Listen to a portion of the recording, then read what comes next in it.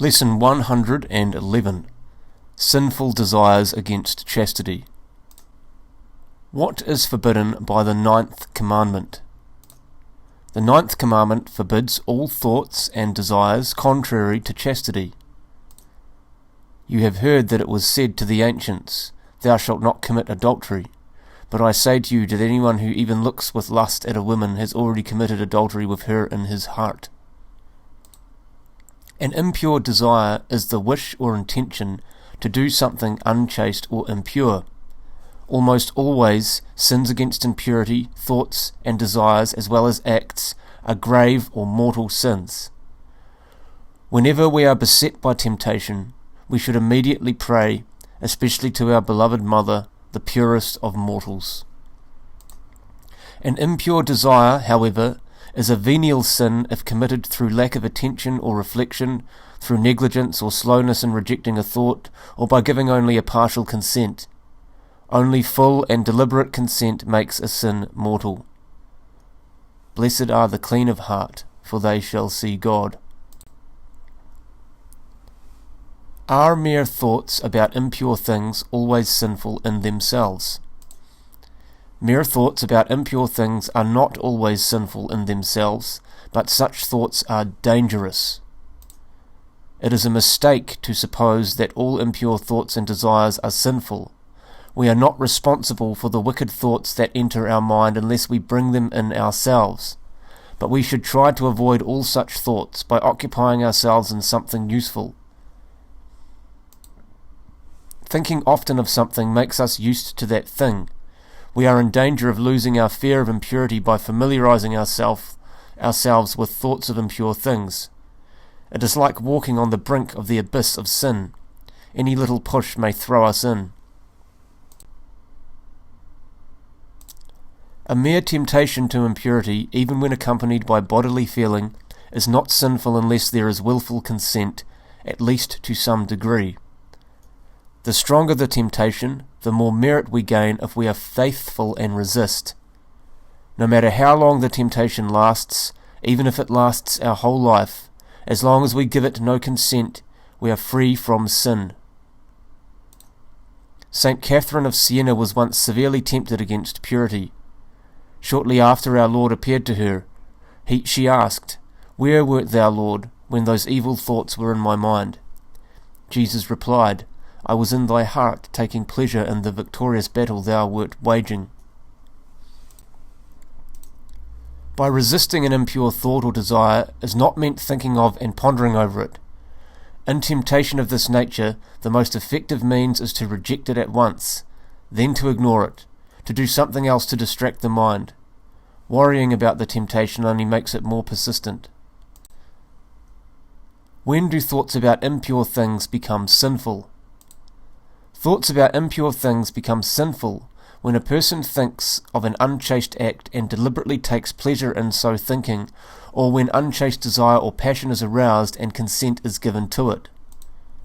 An impure thought or desire becomes sinful when instead of rejecting it, we take pleasure in it and keep it in our mind. Impure desires, if not rejected, lead to impure acts and a life of vice. It is said that the model the great artist Leonardo da Vinci used for the figure of Jesus Christ in his painting The Last Supper was a young man of exceptional beauty whose countenance expressed innocence and purity in a remarkable degree. Some years after, when Leonardo da Vinci was ready to draw the figure of Judas, the traitorous apostle, he had a difficult time trying to find a model. So he went into the most disreputable haunts of the city to seek a suitable model. He saw all sorts of criminals, immoral men, altogether lost to all sense of decency, but still he was not satisfied. At last, one day, he espied a wreck of a man slinking in a corner of a low resort. His face had an expression so vicious and diabolical that the artist knew his search for a model for Judas was ended. Going near, he prevailed upon the fellow, with the offer of a great sum of money, to sit as a model.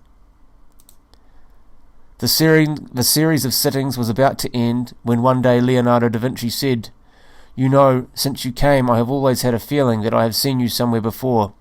I must be wrong, but the feeling persists. Thereupon the man, in an outburst of despair, cried, Yes, you have seen me before.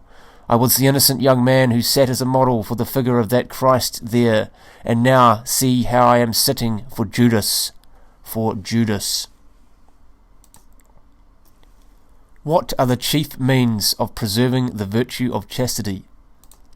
The chief means of preserving the virtue of chastity are to avoid carefully all unnecessary dangers, to seek God's help through prayer, frequent confession, Holy Communion, and assistance at Holy Mass, and to have a special devotion to the Blessed Virgin. In all things form the habit of temperance. Avoid all unnecessary dangers. Do not take any chances with unchastity. Do not experiment. If you put a match to gunpowder, it is sure to explode. There is no necessity to try and see whether it will not. Shun the company of those that are impure. Impurity is no wonderful achievement to be proud about. Any idiot can be impure. It is the strong soul that resists temptation and keeps himself clean. It is the chaste person that possesses manly strength. Always remember that God sees us. Let us therefore seek his help through prayer. Watch and pray that you may not enter into temptation. The spirit indeed is willing, but the flesh is weak.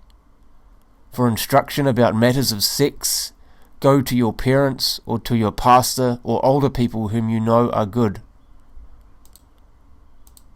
Be always modest and pure in your dress, posture, and conversation.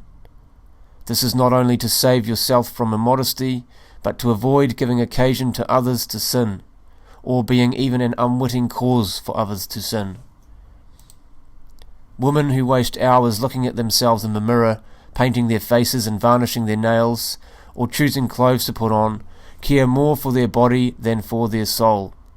They should remember that after death they will become skull and bones just like the rest.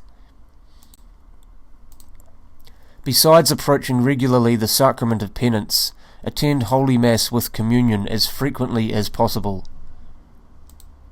Thus we follow the injunction, walk in the Spirit, and you shall not fulfill the lusts of the flesh. We should have a special love and devotion for our Blessed Mother, and daily ask her to preserve us in the chastity that she so greatly cherished.